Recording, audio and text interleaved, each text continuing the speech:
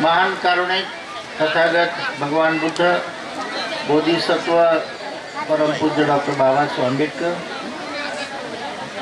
आदरणीय सर्व भिक्खू संघ, महियारत्न थेरो बनते, दयानंद थेरो, शीलरत्न थेरो, काश्यप थेरो, सुबोती,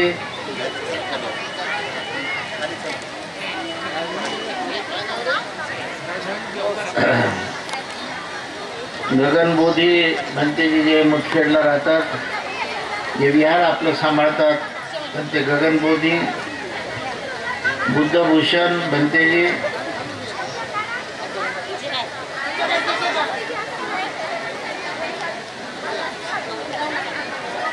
सर्व भिक्षुणी संघ, चारुशिला भिक्षुणी,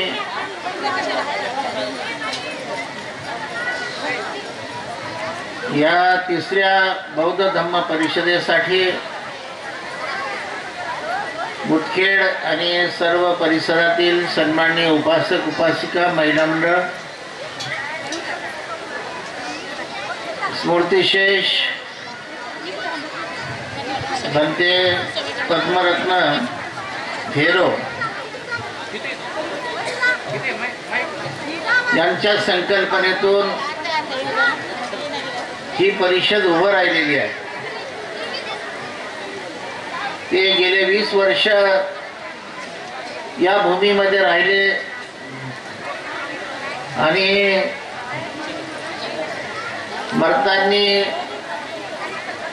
आमच्या समोर एकच त्यांनी भावना व्यक्त केली, मी तर मरणार आहे म्हटले, परंतु मुदखेडला नेहमीसाठी धम्म परिषद सुरू करा, ठेवा, हा त्यांचा संकल्प होता।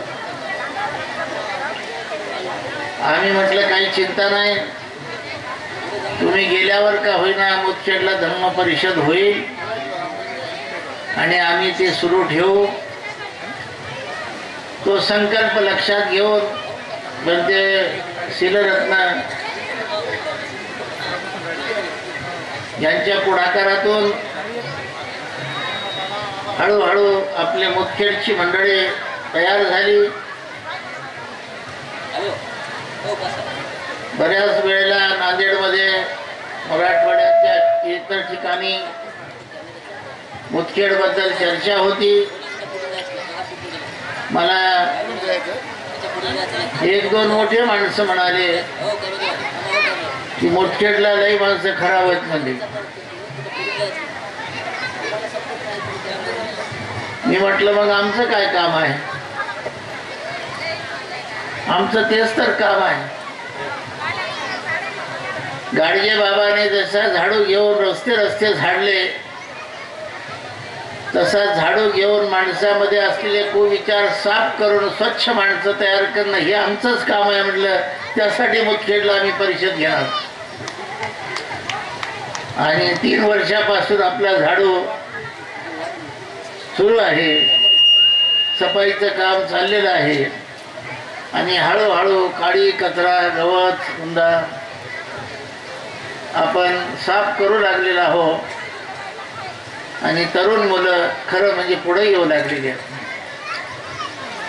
पूर्णेला माझ्याकडे येतात, सल्ला घेतात, भेटतात।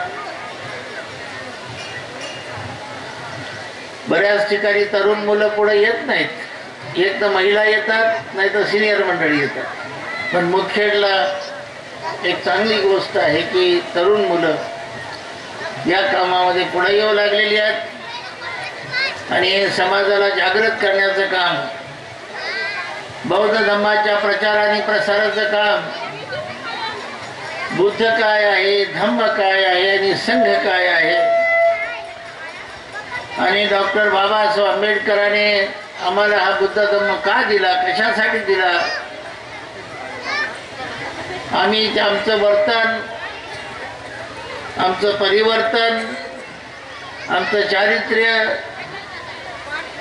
आमचं शील, आमचं सदाचरण या मार्गाने कसं वाढवता येईल, शुद्ध करता येईल, यासाठी प्रामाणिक प्रयत्न करण्याच्या दृष्टीनं ही परिषद सुरू करण्यात आलेली आहे. बांधवांनो, हळूहळू का होईना समाजामध्ये जागृतीचं काम, परिवर्तनाचं काम ठिकठिकाणी सुरू झालेलं आहे. काही गोष्टी उणिवा काय राहतात, काय उणिवा आहेत, त्या उणिवा तुम्हाला कळणार नाहीत, आम्हाला कळतात ते काय उणिवा राहिलेले आहेत.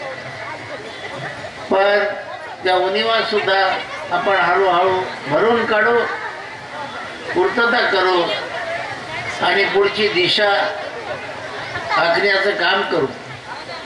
आज खरं म्हणजे भीमराव आंबेडकर भारतीय बौद्ध महासभेचे कार्याध्यक्ष येणार होते. त्यांनी मला वेळ दिला होता, तारीख दिली होती. परवा आम्ही मुंबईला सोबतही होतो. 4-2 दिवसाला आमची वेगळ्या कारणाने भेट असते आणि बरंच त्यांचं फिरणं झाल्यामुळे, ठिकठिकाणी गेल्यामुळे ते आजारी पडलेले आहे. मला विचारलं कसं करायचं, आजारी झालेत आणि आजारी असताना कसंही करून याच म्हणणं हे बरं दिसत नाही. यावेळेला नाही, पुढच्या वेळेला मध्ये कधीतरी केव्हा येते. परंतु आपल्या परिषदेला त्यांच्या शुभेच्छा आहेत, सदिच्छा आहेत. काही लोकांनी अर्थाचा अनर्थ करू नये. भीमराव आंबेडकर आपल्या मुदखेडच्या परिषदेशी जोडलेले आहेत. त्यांच्या भावना आपल्याशी आहेत. तेव्हा आजारी आहे हेच खरं आहे. कोणीतरी खोटा घातला, कोणीतरी काही येऊ नका म्हटलं, असं काही झालेलं नाही. आम्ही शंका घेणारे माणसं नाहीत, कुशंका तर नाहीच नाही. आम्ही संशय घेणारे माणसं नाहीत. आम्हाला विश्वास आहे. आज किनवटलाही धम्म परिषद आहे. मला वाटतं किनवटला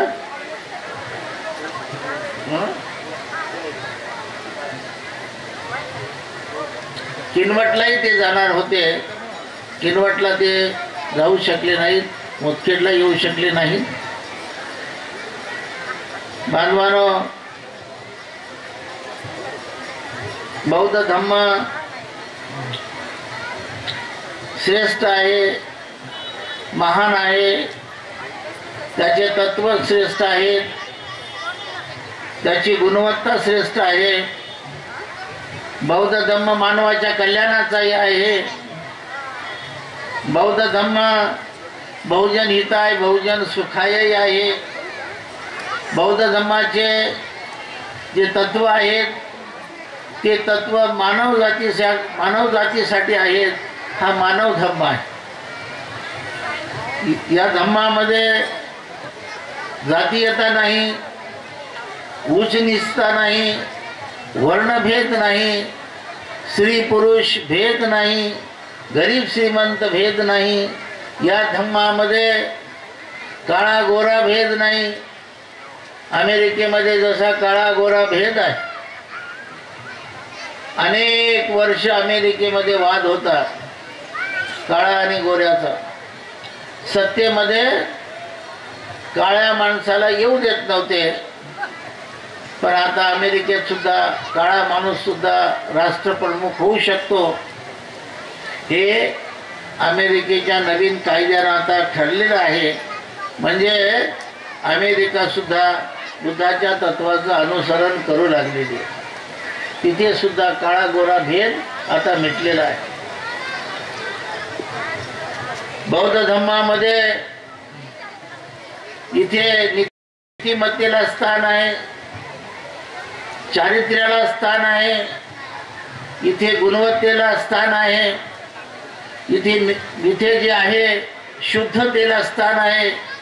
अंधश्रद्धेला थारा नाही, खोट्यापणाला इथे जागा नाही, माणसांना समाजाला भुलवण्याचं काम इथे चाललेलं नाही. धम्म हा विज्ञानाच्या विचारधारेवर आधारलेला विज्ञान प्रमाण मानलेला आहे. निसर्गाशी साधर्म्य राखणारा आहे. निसर्गाच्या विरुद्ध जाणारा धम्म नाही.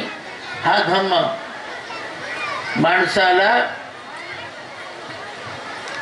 खोट्या गोष्टी सांगून समाजाला दिशाभूल करणारा विचार देत नाही. बघा या देशामध्ये आज काय चाललेलं आहे. वाचक वर्गाला आज मीडिया पुढे गेलेला आहे. तुम्ही मोबाईल काय काय टीव्ही सर्व पाहताय. तुम्हाला माहिती आहे की काय चाललेलं आहे देशामध्ये. आता पाहिलं तुम्ही कुंभमेळा पाहिला असेल टीव्हीवर मोबाईलवर. काय चाललेलं आहे, काय आदर्श या देशाने घ्यावा, काय शिक्षण या देशाने घ्यावं, कोणत्या विज्ञानाकडे जावं का अज्ञानाकडे जावं, हे कोण माणसाने कसं ठरवावं या देशामध्ये. आता मी एवढ्या वेळा त्या पहिलं त्याला इलाहाबाद म्हणायचे, आता प्रयाग म्हणतात. मी इलाहाबादला गेलो, वाराणसीला, सारनाथ, बुद्धगया, लुंबिनी 50 वेळा गेलो मी आतापर्यंत. एकदा आम्ही त्या संगमावर गेलो तेव्हा कुंभमेळा नव्हता. एक यमुना येते आणि गंगा नदी येते, दोन नद्यांचा संगम तिथे आहे. मी तिथल्या पंड्यांना, पुजाऱ्यांना, ब्राह्मणांना विचारलं की म्हटलं त्रिवेणी संगम म्हणतात, यमुना कुठं आहे, सरस्वती कुठं आहे, यमुना येते गंगा येते सरस्वती कुठं आहे. तर ते म्हणले खालीहून येते म्हणले सरस्वती खालीहून. आता खालीहून येणारी नदी आतापर्यंत आम्ही काही पाहिली नाही. पूर्वेहून पश्चिमेकडे जाणारी, पश्चिमेकडून दक्षिणेकडे जाणारी, दक्षिणेतून उत्तरेकडे जाणाऱ्या नद्या पाहिल्या आम्ही, पण खालीहून अशी नदी येणारी म्हटलं आम्ही काही पाहिली नाही आतापर्यंत. त्रिवेणी संगम म्हणतात. दोनच वेणी आहेत, त्रिवेणी कुठून आली माहीत नाही. त्याला तिथे आता कुंभमेळा भरलेला आहे. त्या कुंभमेळ्यामध्ये काही तत्व आहे का, ज्ञान आहे. अहो का आपल्या इकडं जर दारू गांजा विकताना कोणाला पकडल्यावर पोलीस नेते की नाही, धरून नेते की नाही. दारू गांजा विकायची परवानगी आहे का, गांजा विकण्याची, चरस विकण्याची, अफीम विकण्याची. तिथे हजारो टन गांजा आला कुठून या देशातून तिथे, आणि पोलिसांनी शासनाने परवानगी कशी दिली, कोणत्या कायद्यात आहे ते. तिथे गांजा, अफीम, चरस त्या ठिकाणी सर्रास त्याची विक्री, सर्रास त्याचं पिणं, गांजा ओढणं, चरस पिणं. आणि मग आता गांजा पिल्यावर, चरस पिल्यावर कोणाला शुद्ध राहते का? ते तर बेशुद्धच होते ना माणूस. त्याच्या अंगावर कपडे आहेत का नाही त्यालाही कळत नाही. तो काय करतो त्याचाही त्याला भान राहत नाही, नशा करणारा माणूस. म्हणून बघा भगवान बुद्धाने त्या काळामध्ये ह्या विरोधामध्ये बंड पुकारलेला आहे. आणि पहिले बंड करणारे भगवान बुद्ध सिद्धार्थ गौतम, त्यांना यश आलंय. सुरा मेरय मज्ज पमादठ्ठाना वेरमणी शिखापदं समाधी आम्ही. तेव्हा बुद्धाने सुरुवात केली. 5वं सील जे आपण घेतो ना, त्याची सुरुवात बुद्धाने का केली. यज्ञामध्ये बळी दिले जात होते, जनावर कापल्या जात होते, जाळल्या जात होते. पानाती पाता वेरमणी शिखापदं समाधी आम्ही बुद्धाने तेव्हा सुरू केलं. पहिलं तत्व आपल्या पंचशिलामध्ये पहिलं प्रिन्सिपल आहे ना, ते तथागताने सुरू केलं. हत्या करणं, बलात्कार करणं, व्यभिचार करणं, कुणाची बायको कोणी पळवून नेणं, त्यासाठी तथागत भगवान बुद्धाने कामे सुमिच्छाचारा वेरमणी सिक्खापदं समाधी आणि शिलामध्ये त्याचा समावेश केला. बघा, नद्याने पाण्याने माणूस पवित्र होतो, गाईचं मूत्र पिऊन पवित्र होतो, गाईचं शेण खाऊन पवित्र होतो. हे खोटंच आहे ना का खरं आहे? अहो, गाईचं मूत्र पिण्यामुळे, गाईचं शेण खाल्ल्यामुळे जर पवित्र माणसं होत असतील तर आज मेडिकल सायन्स, आज किती मोठे मोठे दवाखाने सुरू झालेले आहेत. त्या दवाखान्यामध्ये बाटल्या भरून ठेवले असतं डॉक्टरांनी तेच, आणि तुम्हाला सलाईनमध्ये बी तेच, औषध गोळ्यामध्ये तेच. काय गाईचं गोमूत्र मूतन शेण द्यायचं, काही बी आजार झाला की तेच, कॅन्सर झाला की तेच, किडनी खराब झाली की तेच, ब्लड प्रेशर वाढलं की तेच, शुगर झाली की तेच द्यायचं. हे सुरू केलं असतं की नाही मेडिकल सायन्स? मग हे खोटं आहे का नाही? हे खोटं त्या काळात सुद्धा होतं. म्हणून भगवान बुद्धाने मुसावादा वेरमणी सिक्खापदं समाधी आम्ही हे सील लोकांमध्ये खोटं बोलणार नाही, खोटं बोलायचं नाही, खोटं काम करायचं नाही, खोटा उपदेश करायचा नाही, खोट्याला इथे थारा नाही. बघा, हे जे सील भगवंताने निर्माण केले त्याला रिझन आहे, कारणही घडलेली आहे त्या काळामध्ये. आणि मानव जातीच्या कल्याणासाठी हे सील आणि सदाचार हेच महान आहेत, हेच श्रेष्ठ आहेत. अशा पद्धतीनं ओंगाळ आणि बिभत्स आज इकडं जर आपल्याकडे कोणी बिगर कपड्याचा नागण माणूस फिरू लागल्यावर लोक त्याला झडकून काढतील की नाही? सगळे मिळून गावागाव गल्ली गल्लीमध्ये एखादा नग्न माणूस फिरू लागला कपडे काढून, अंगाला माती दगड विभूत लावून, माणसाला मान्य होईल काही? पण आज हजारो साधूच्या रूपाने बघा, आज हे असे ओंगाळ प्रदर्शन आपल्या देशामध्ये चाललेलं आहे. मी तर काल एका ठिकाणी सांगितलं, तुम्ही होते की नाही माहीत नाही, मी म्हटलं या सगळ्या साधूला चायनाच्या नाही तर पाकिस्तानच्या बॉर्डरवर पाठवावं लढायला, त्रिशूळ घेऊन आणि राख घेऊन, माती घेऊन, शेण घेऊन, गोमूत्र घेऊन कुठं पाठवावं? बॉर्डरला पाठवावं. तिकडून दुश्मनाच्या गोळीबार झाला की याय नाही, तिकडून शेण गोमूत्रच फेकायचं त्याच्या अंगावर, तिकडून त्याने बॉम्ब फेकायचे आणि गोमूत्र फेकायचे. कोण हारतंय बघा बरं, कोण जिंकतंय बघा. या सगळ्या खोट्या कपोर कल्पना आमच्या देशामध्ये चाललेल्या आहेत. मी आपल्या देशात काय स्थिती चाललेली याबद्दल थोडं समीक्षण करू लागलो. तुम्हाला माहिती आहे सगळं. अशा वेळेला, अशा वाईट अवस्थेमध्ये आपला देश एका धर्माच्या नावावर काम करतो आहे. अशा वेळेला तथागत भगवान बुद्धाच्या विचाराचीच गरज आहे. अशा वेळेला बुद्धाच्या 4 आर्य सत्याचीच गरज आहे. तथागत बुद्धाच्या आर्य अष्टांगिक मार्गाचीच गरज आहे.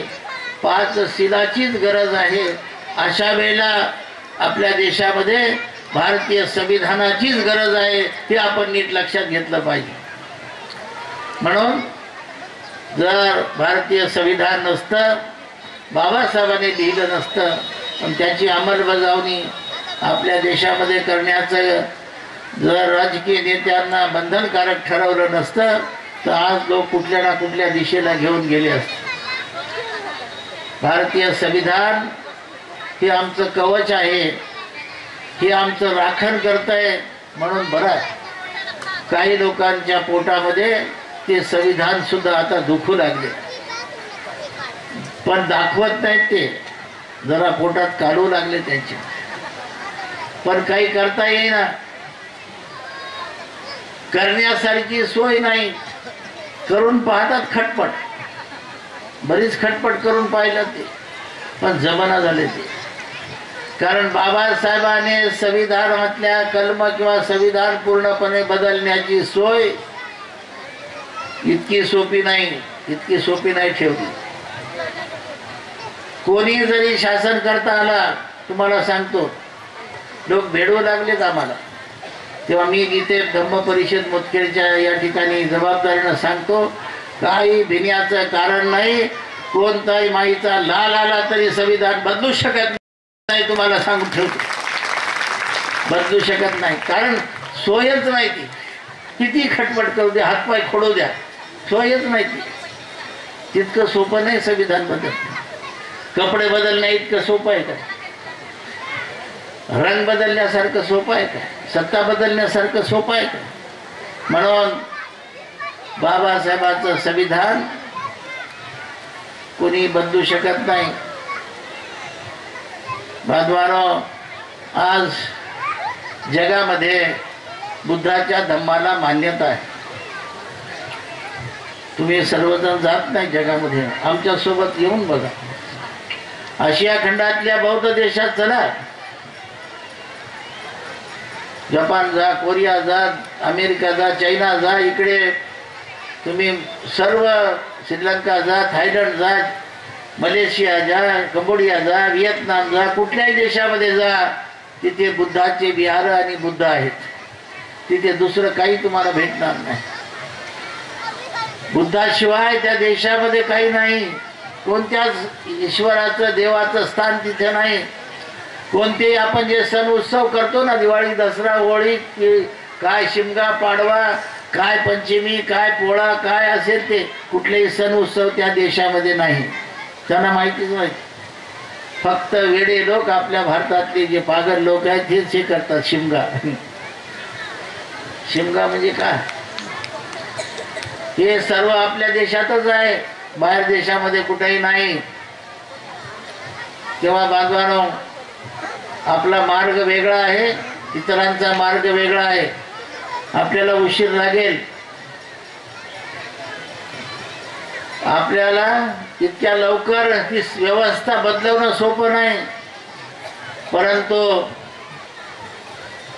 तुम्हाला माहिती आहे, वाघ असते, वाघ, सिंह, वाघ. एखादा वाघ, सिंह जर म्हातारा झाला ना, आयुष्यभर ते शिकार करून जनावर खातंय, मारतंय पळू. पण जर ते वाघ म्हातारा झाला, शिव म्हातारा झाला आणि कुत्र्याची झुंबड जर पडली तर ते वाघ सुद्धा काही करू शकत नाही. कुत्रे सगळे तुटून जर पडले, तशा वाघाला सुद्धा फाडून खातात. म्हणून बांधवांनो, आपण एक राहिलं पाहिजे, संघटित राहिलं पाहिजे. धम्माच एक बाबासाहेब आंबेडकरांनी सारनाथला महाबोधी सोसायटीमध्ये भाषण दिलं होतं. आपल्या मरण्याच्या आधी 56ला बाबासाहेब गेले, 6 डिसेंबरला. 54चं भाषण आहे बाबासाहेबांचं, महाबोधी सोसायटी सारनाथचं. आणि आपल्या बांधवाला बाबासाहेबांनी आवाहन केलं होतं की बांधवांनो, तुमची संघटना फक्त बुद्ध विहारातच होऊ शकते. बाबासाहेबांचं भाषण, आपली संघटना होण्याची जागा फक्त बुद्धच आहे. म्हणून संघटित राहिलं पाहिजे. आता एकत्र आपण धम्माच्या नावावर राहिलं पाहिजे. राजकारणामध्ये वेगवेगळे गट तट असतील, कोणी कोणत्या पक्षामध्ये काम करत असतील स्वार्थासाठी, त्यांचं त्यांना करू दे. पण धम्म म्हटल्यानंतर, आपण बुद्ध म्हटल्यानंतर, संघ म्हटल्यानंतर एक आलं पाहिजे, एकत्र राहिलं पाहिजे. बघा, आम्ही हे भिक्खू संघ आहे, काम करतो आम्ही. आता मी स्वतः, मला आता 50 वर्ष होतात चिवर घेऊन, दीक्षा घेऊन. तेव्हापासून मी काम करतो. तेव्हा बाबासाहेबांनी दीक्षा घेतली तेव्हा मोजके 4-5 भिक्खू होते भारतामध्ये, भिक्खू नव्हते तेव्हा जास्त. हे काम करत असताना अडथळा जो आहे, अडचण जी आहे, आम्हाला अडचणी ब्राह्मण माणसाकडून अडचण नाहीत, मराठ्याकडून नाहीत, मुसलमानाकडून नाहीत, शिखाकडून नाही, वंजाऱ्याकडून नाही, तेली तांबळी साळी माळ्याकडून नाही. आम्हाला अडचणी फक्त आपल्याच माणसाकडून असतात. जास्त अडचणी आपल्या समाजाकडूनच काम करत असताना होते. म्हणून चांगलं काम करत असताना हे भिक्खू संघ त्याग केला हो. हे त्यागाचं काही मोल करता की नाही? तुमचे कामं तुम्हाला आहेत ना. तुम्हाला निवडणूक आल्यानंतर कोणाकडून किती पैसे खायचे, कुणाचा प्रचार करायचा, कुणाचा नाही करायचा, त्याचे किती पैसे घ्यायचे, दवाखान्यात जाऊन गप बसायचे किती पैसे घ्यायचे, प्रचार करायचे किती पैसे घ्यायचे, कुणाच्या विरोधात बोलायचे किती घ्यायचे, कुणाच्या बाजूनं बोलायचे किती घ्यायचे, हे तुमचं तुम्ही ठरवा. आमचा विषय नाही. निवडणूक आली, काही माणसाची सुगी असते, त्याच कामावर असतात आणि त्यालाच समाजकार्य करता म्हणतात. हेच समाजकार्य, त्याचं नाव समाजकार्य करणं. सामाजिक कार्य करतो म्हणतात मी. कोणतं? हेच समाजकार्य. राग येऊ देऊ नका. राग आला, राग काही ताव येऊ द्या. भत्तेजी बोलतात म्हणाले तसं, इथून पुढे मी कुठंच पैसे घेणार नाही असा संकल्प तरी करा. मी कधीच पैसे घेणार नाही निवडणुकीत असं काही एका तरी मना येऊन इथं आम्ही तुमचा सत्कार करू. एवढे कोडगे झालेत माणसं की काहीतरी एक सिनेमा आणता बघा तुम्ही, 2 हाना मात्र मला सरपंच म्हणा, एक आलतं काहीतरी नाटक होतं. हा, मला माहित नाही ते. म्हणजे काही एवढे कोडगे झालेत माणसं. आमची वाट. एकदा एक कुत्र आणि गाढव दोघांनी शर्यत लागली. भिसेबाई ऐकायला की तुम्ही तिकडं तोंड करून कसं ऐक. पळण्यामध्ये कोण सर्वात आधी पळतंय आणि जो पळण्यामध्ये शर्यतीमध्ये पहिला येईल त्याने राजगादीवर बसायचं. दोघांचा ठराव झाला, तारीख वार ठिकाण ठरलं. गाढवून कुत्र पळायला लागते. कुत्र्याला वाटलं मी कसं ऐकेन गाढवाला. थोडा पुढे गेला, एक गल्ली आली. त्या गल्लीमध्ये दुसरे जे कुत्रे होते ते कुत्रे याच्यावर तुटून पडले, आडवे झाले. याला वाव वाव वाव वाव, याला जाऊ देतात काय पुढे. कसं तरी सुटका केली. त्याच्या पुढच्या गल्लीत दुसरे कुत्रे, याला वाव वाव करून आडवेपर्यंत गाढव तर गेलंय पुढं पळून. गाढव पुढं पळून नाही गेलं आणि गादीवरही बसलं. कुत्र्याने डोक्याला हाणून घेतलं. म्हणला माझ्या जात भायानं रस्ते अडवल्यामुळं माझी गादी चुकली. म्हणला त्याला काय म्हणू म्हणा, कुणाला कशाला दोष देऊ म्हणला. गाढवाला माझ्या जातीनं रस्ता अडवला म्हणजे आणि माझी गादी चुकली म्हणजे राजा होण्याची पाळी आली. म्हणून आपले रस्ते आपलीच माणसं अडवू लागलेली आहेत. आपल्याला दुश्मन कोणी नाही, कोणी कोणाचं दुश्मन नाही. आपलं आपलं कर्म प्रत्येक माणसाचं सोबत असतंय. तुम्ही कुशल कर्म करा. बघा, कुशल कर्म करा, चांगलं शुद्ध कर्म करा. काया वाचा मनाने तुम्हाला सुख आणि सुख समाधान, तुम्हाला यश तुमच्या सोबत येईल. आणि अकुशल कर्म पाप जेवढं कराल तेवढं दुष्ट तुमच्या पदरामध्ये धोंडेच पडतील. तुमच्या पदरामध्ये दुःखच येईल, कटकटीच येतील, काय काय येईल त्याचं काही सांगता येणार नाही. आणि जर आयुष्यभर तुम्ही म्हणाल तुम्हाला लय आनंद आहे, पण ते म्हातारपणात का होणा तुम्हाला चुकतं करावं लागते. मग त्याची पाळी तेव्हा येते. भांडं भरल्यावर थेंबानं भांडं भरतंय पापाचं. हो, म्हणून पाप करू नका, पुण्य करा, कुशल कर्म करा, काया वाचा मनाने शुद्ध काम करा. काही माणसं माणसाच्या वाटेमध्ये काटे टाकतात. काटे रस्त्यामध्ये टाकलेले जर उचलता येत नसतील तर कमीत कमी काटे तरी टाकू नका. रस्त्यातले काटे म्हणून कुणी 4 माणसाला जेव घालता येत नसेल तर किंवा नवनाच्या अन्नात माती तरी काढू नका, हा धर्म आहे, याला धम्म म्हणतात. 4 माणसाला जेव घालण्याचं काम करा. काय वाचा मनाने कुशल कर्म वाढवा. धम्म म्हणजे दुसरं तिसरं काही नाही. फुलं घेणं, अगरबत्ती घेणं, लावणं, पाया पडणं 3 वेळा म्हणजे धम्म नाही. जरा नीट लक्षात घ्या. पांढरी साडी घालून आलं, फुलं ठेवले, अगरबत्ती लावली, मोमबत्ती लावली म्हणजे लय धर्मवान माणूस किंवा धर्मवान बाई झाली असं काही नाही. असं काही समजण्याचं कारण नाही. कारण आपला ओठातला धम्म वेगळा आहे, पोटातला धम्म वेगळा आहे. आपल्याला पोटापासून, बेबीच्या देठापासून श्रद्धावान झालं पाहिजे, ओठातून नाही. खाताना धम्म आहे. आमच्या विनयामध्ये आहे बघा, पातिमोक्षामध्ये भिक्षूसाठी सांगितलंय, तुमच्यासाठी कसं खावं. असे बोट चाटूनही खाऊ नये, तिथे भिक्खून आमच्या विनयात सांगितलंय, सामनेर विनयात सांगितलं. चहा पिताने फर फर काही माणसं करतात, वाजवतात, ते तसंही करू नये. ते बी तिथेही धम्म आहे बघा. काही माणसं सगळं ताट असं चाटून पुसून खातात, तिथेही धम्म आहे.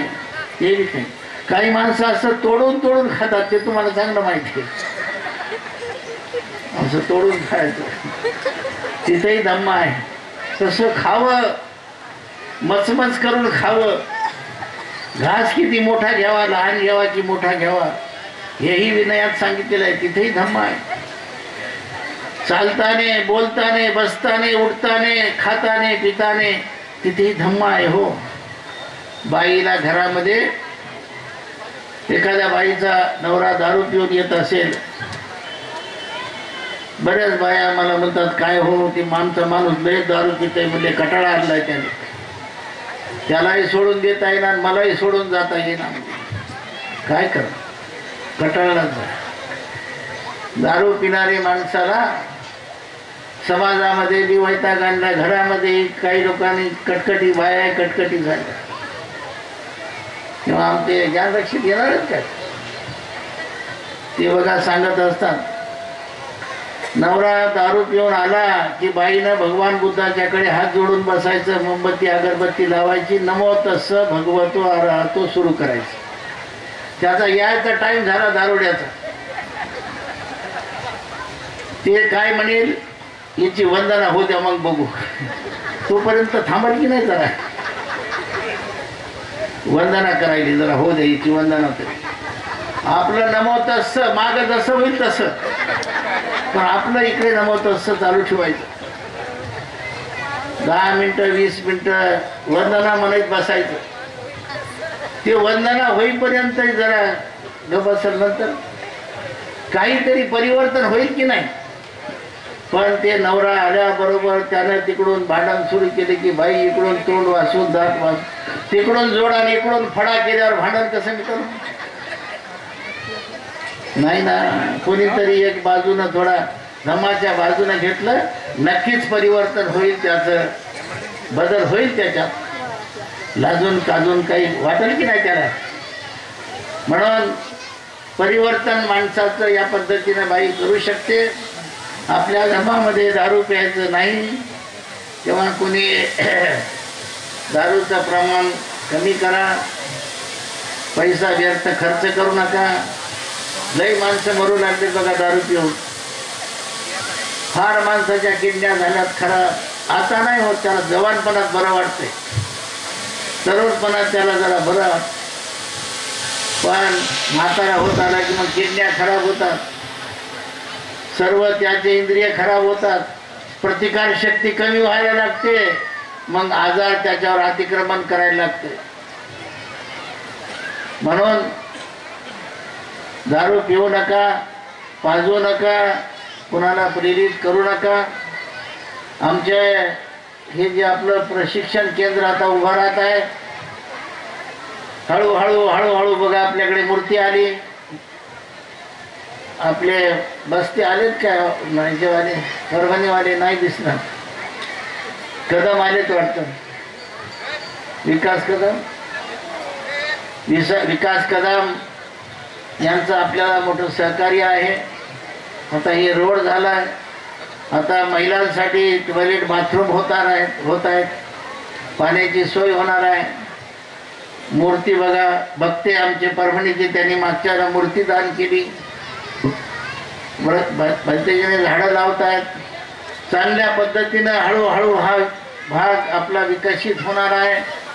आणि आता चौधरी राम चौधरींनी सांगितलं, मी कार्यकर्ते त्या दिवशी पूर्णेला माझ्याकडे आले होते, मी त्यांनाही आश्वासित केले, सांगितलंय की मुदखेडमध्ये लवकरात लवकर आपण बाबासाहेबांचा पुतळा उभा करू, तुम्ही काही काळजी करू नका. म्हणलं पुतळा होईल.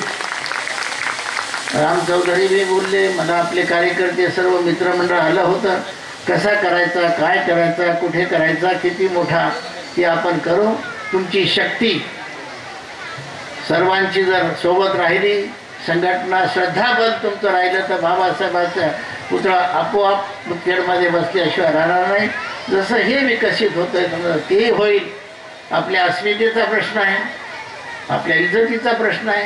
बाबासाहेब म्हणजे आपल्या मोठेपणाचा विषय आहे, आपला ते नाक आहे आणि स्वाभिमानाचा भाग आहे. म्हणून पुतळासुद्धा मुदखेडमध्ये बसला पाहिजे.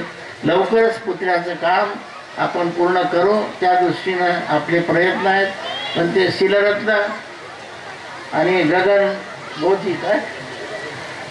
बोधी आमचे छोटे भंतेजी काम करतात, त्यांना सहकार्य करा. आपल्याकडून जेवढं होईल तेवढं दान देण्याचं काम करा. दानाशिवाय होणार नाही. कुचरपणा करू नका, झाडामध्ये मागं राहू नका. थोडं थोडं दान दिल्याने तुम्ही काही भिकारी होणार नाही. तुमचे 1000-500 दिले म्हणजे तुम्ही काही कंगाल होणार आहे काय? नाही. पण तुमच्या 1000-500 ना बुद्धाचा, धम्माचा, संघाचा हा बोधिवृक्ष मात्र वर चढल्याशिवाय राहणार नाही, वर गेल्याशिवाय राहणार नाही. तुमच्या थोड्या दानात तुमचं काही नुकसान होणार नाही. पण हा वेल जो आहे, हा वेल मात्र धम्माचा वर जाईल आणि जय जयकार तुमचा होणार आहे. भंतेजीसाठी काही नाही हो, आमच्यासाठी काही नाही. हे सगळं चाललंय तुमच्यासाठी. अगोदर नीट लक्षात घ्या. म्हणून व्यक्तिगत हेवे दावे करू नका, एकमेकामध्ये जलसी करू नका, एकमेकामध्ये तिरस्कार करू नका. तो मोठा मी मोठा यासाठी जरा स्पर्धा करू नका. या कामासाठी मोकळ्या मनाने, निर्मळ मनाने, शुद्ध मनाने आपण दान देऊन सहकार्य करा. आजची आपली काय तिसरी ही बौद्ध धम्म परिषद मुदखेड जिल्हा नांदेड येथे 2 मार्च ही तारीख, एक तर रविवार होता आणि दुसरं डॉक्टर बाबासाहेब आंबेडकरांनी नाशिकचा जो सत्याग्रह केला होता, तुम्हाला सगळ्याला माहीत असलं. नाशिकच्या काळाराम मंदिराचा सत्याग्रह केला होता. दादासाहेब गायकवाड तिथे प्रमुख होते, शांताबाई दानी होत्या. त्या काळातले सर्व पुढारी बाबासाहेबांसोबत होते आणि काळाराम मंदिराचा सत्याग्रह त्यावेळेला बाबासाहेबांची माणसं आल्यावर काळारामाचे दरवाजे लावून घेतले होते, बंद केले होते. महाराजांना प्रवेश बंदी होती. बांधवानो, हळूहळू का होईना काळारामाचे दरवाजे बी उघडले आणि आज सर्व बौद्धांना त्या काळारामाच्या मंदिरामध्ये प्रवेश मिळाला. बाबासाहेबांच्या आंदोलनाला त्यावेळेला यश आलेलं आहे हे तुम्हाला सांगितलं पाहिजे. बाबासाहेब हरले नाहीत, पंडित हरले, ब्राह्मण हरले, त्यावेळीचे पुजारी हरले, पण बाबासाहेब नाही हरले. म्हणून आजचा दिवस हा ऐतिहासिक दिवस म्हणून चिल्लतनं आपली 2 मार्चला ही धम्म परिषद मुदखेडची यशस्वी झालेली आहे. याबद्दल सर्व उपासक, उपासिका, भिक्खू संघ सर्वांना धन्यवाद.